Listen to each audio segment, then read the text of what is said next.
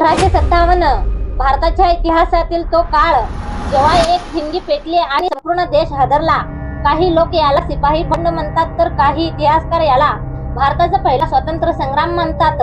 British east India कंपनीच्या सत्तेखाली भारत शोषणात अडकत गेला, कर वाढले, जनता त्रस्त झाली आणि सैनिकांवर अन्याय वाढत गेला।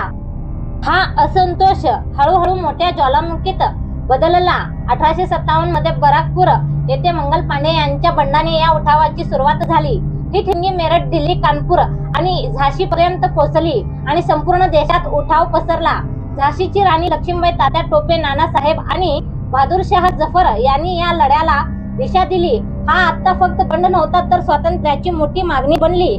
ब्रिटिशांनी हा उठाव क्रूरपणे धडपला, तोफा आणि फाशीने बंड मोडले गेले, पण भारतीयांच्या मनात स्वातंत्र्याची ज्वाला पेटली। हा उठाव अपयशी ठरला, पण त्याने भारताच्या स्वातंत्र्य लढ्याची खरी सुरुवात केली।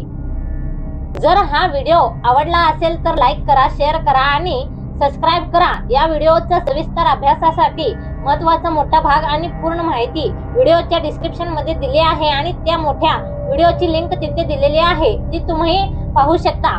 धन्यवाद।